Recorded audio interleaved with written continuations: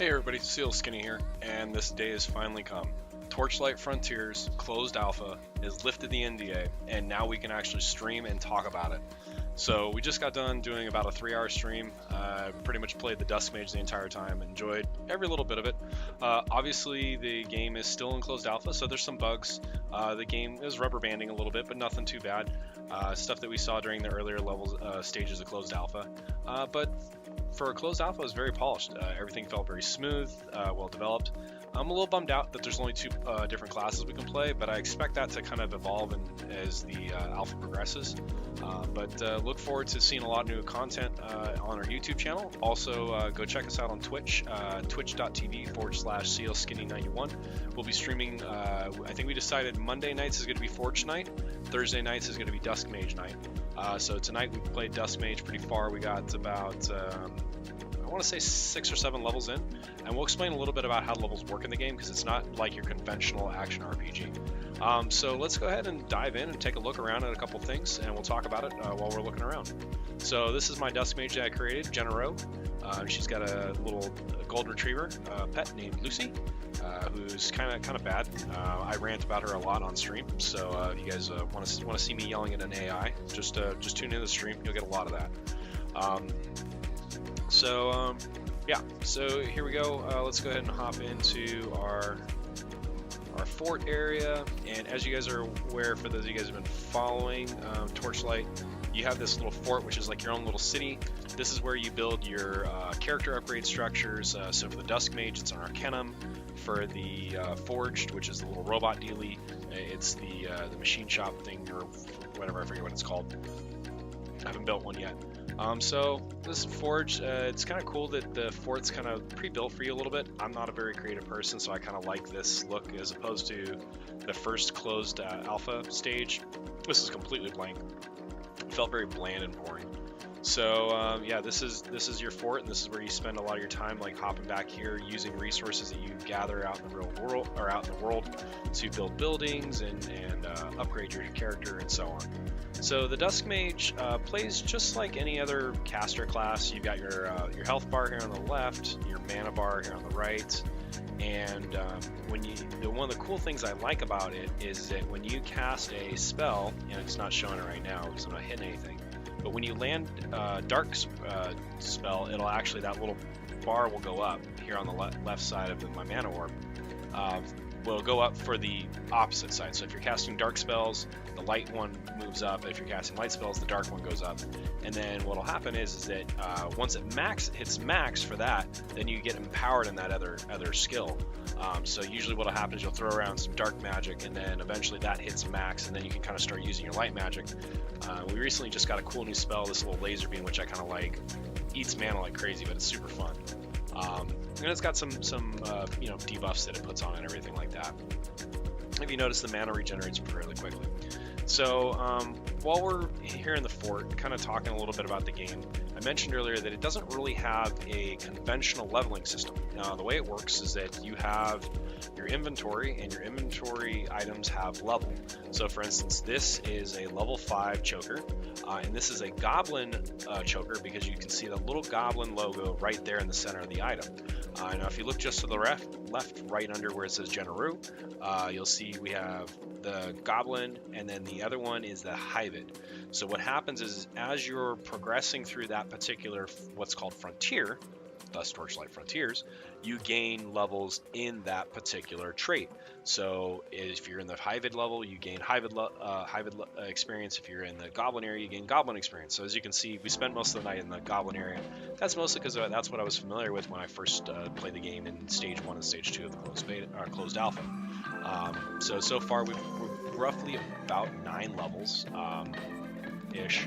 And then basically you have to have that level in order to get that gear. So what happens a lot of times, you may go into an area, an item will drop, and you can't equip it because you're not Goblin level 5 or Goblin level 6.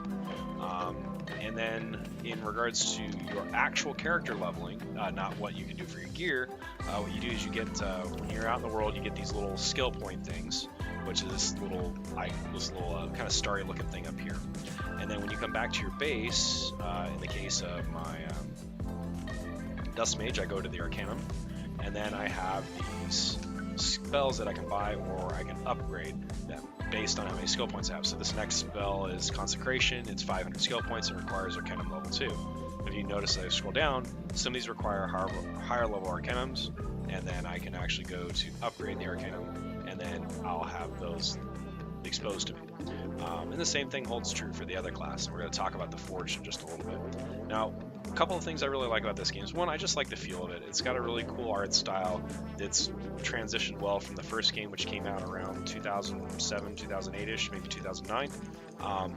And I just like the vibe. It's kind of like this pseudo cel-shaded but cartoony, and it plays well. And the cool thing that I like about it is I can play this on a variety of different computers. I don't have to have this super beastie machine to play it, which is really nice. The other cool thing that they introduced was the ability to, your pet actually has an inventory. So when I go pull up my inventory here, if I go to the little paw pad for my pet, I can actually see the inventory items he has. And the cool thing about this is, if you're out in the land, this little house icon will be lit up, and if your pet's alive and not, off cowering somewhere, you hit that button. The pet runs off and comes back in a couple minutes, but what it'll do is you'll sell all the items in the inventory. This is really cool because now you don't actually have to take a break. You don't have to take a stop in the action. You can actually just send them home, go sell the gear, and then you're good to go, which is rather nice. So let's go ahead and take a minute. Let's kick over to, let's turn something off here real quick. Turn the music off, and we'll go ahead and hop into our Forged.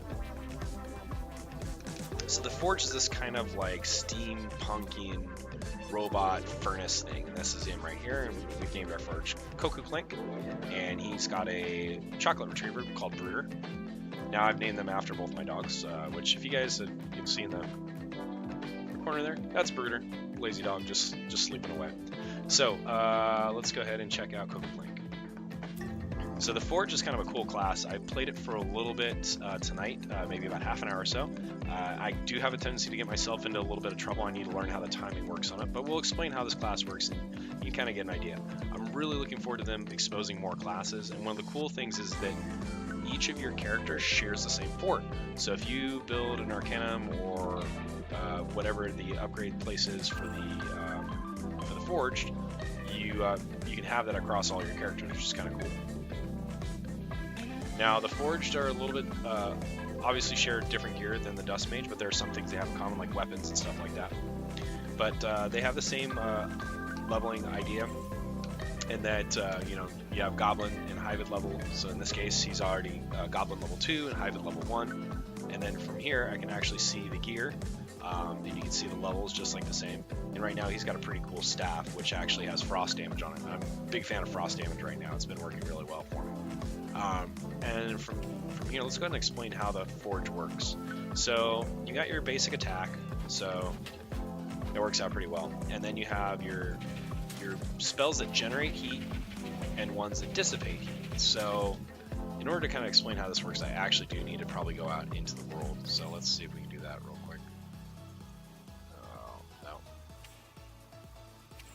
Yeah, so I don't want to take up too much time explaining it. But basically what happens, this little gauge here will go up and it'll heat up, and then you can use this vent ability, which vents your heat. Now the Vortex Bomb is kind of cool because what it'll do is it'll actually suck enemies in, and then it produces a really cool explosion. And it makes this kind of cool, like Roger Rabbit, like cartoony, like steam noise or whatever. And the cool thing is that the game's written really well. So it's telling you when you need to vent your heat, so you don't need to constantly be staring at your little heat gauge going, oh, when do I need to vent heat? The little AI voice will chime in, vent heat. So you'll find me kind of, if you guys tune into my stream, find me kind of talking back a lot to it, but that's just what I do. So I'm really looking forward to giving the Forge a little bit more of a whirl. We're going to do that on Monday. So if you guys want to tune into the stream, go to twitch.tv/sealskinny91. Like I said, we'll be doing the Forge all stream that session. And then on Thursday, we'll go back to the Dust Mage. To all those in YouTube land, really appreciate you guys for tuning in. If you guys like what you see and you want to see more content, because we're going to be creating more content regarding this game, as well as the other games that we play, which are Summoner's War and DHC, just go ahead and throw me a subscription. And then if you like what you see and you want to get notified when videos come out, hit the little notification bell, throw some comments in there, whatever may have you. We'll most likely be doing a Amex card giveaway sometime in maybe April, and we'll probably do it to the tune of our Summoner's War summoning session. So go ahead and come and check it out. I hope to see you guys soon. Take it easy.